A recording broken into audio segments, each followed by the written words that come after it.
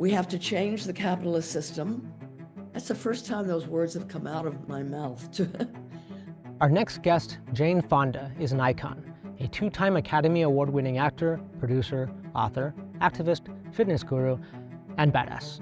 She famously celebrated her 82nd birthday in a jail cell protesting fossil fuels, and now at 88, she's on a mission to protect a stable climate and a stable democracy. Right now, especially, we have to become living ambassadors to an irresistible future. We can't just be against. We have to be like the future we're fighting for. Jane Fonda's been at work for over 50 years, making more than 50 films and organizing for political causes such as women's rights, indigenous rights, and now, climate change and democracy. I zoomed with Jane at the end of a long day of interviews for her documentary, Gaslit, where she follows the fracking supply chain on a road trip from Texan oil fields to the Gulf Coast. And along the way, she exposed the true cost of what was advertised to us as the miracle of LNG, liquefied natural gas. You know, these are stories that I've heard for years in different parts of this country and in other parts of the world. The people that live in what the oil companies call sacrifice zones. And they're poor. They may be poor and white, or they're people of color, or they're Black people, or they're indigenous people. These are BIPOC communities. And what moves me so deeply is they're fighting. They're actually fighting. Even the woman that's missing half her neck because of cancer from the plastics. And, you know, there's a woman, I just admire her so much, Diane Wilson. She's 5 children. And yet she has been a full-out activist for over 30 years, and she doesn't stop. And she's discovered that hunger strikes are a good way to go because they don't know what to do with somebody that's on a hunger strike. It changes the ether. It works. She just doesn't give up. I just admire her so much. This all happened during the Obama administration because they discovered fracking and horizontal drilling. They go down and then they go horizontally and they put chemicals in there and then they put explosives.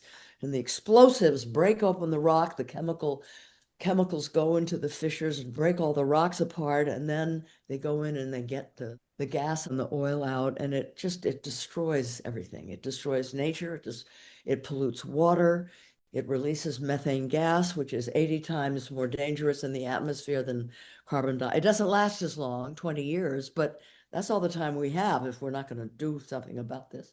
In the Pecos region of Texas, where they do the fracking, I looked at these huge tanks. I said, Sharon, what's the big deal? You know, beautiful sky, all these tanks. Then she gave me her camera. And when I looked through the camera, I almost dropped the camera. I couldn't believe what I was seeing. What had been beautiful blue sky and nice clean tanks, there were billows of smoke, of gas, hundreds of feet in the air, clouds of gas. This is methane escaping from the tanks. But you can't see it, you know, so they can just tell the average person or the average reporter, no. But she's proving what's coming out there. It's the most dangerous job in the United States. She said she's seen workers, they walk up the steep ladder, up the side of the metal stairs up the side of the tanks. They go to the top. They're manually releasing the valve. The gas comes off and the guy just drops dead right there. It's so potent that he drops dead right there. Here's the thing. You could do it with a machine. They don't have to open it manually. But the technology that they'd have to use to avoid opening it manually costs a little money. You know, it might eat 1% into their profits. Their profits are over $4 trillion. Oh, no, they can't do that. And instead, they sacrifice their workers. I mean, and it goes on and on and on. You know, I'm in New York now. You could sit in a fancy restaurant and look at all the rich people walking and the food they're eating and the cars that drive them and all the fanciness. And then as I was standing in the Permian Basin, I thought, all of that happens because of what they're doing here. This underbelly of wealth, this is what fuels a non-sustainable lifestyle. This is what's really going on.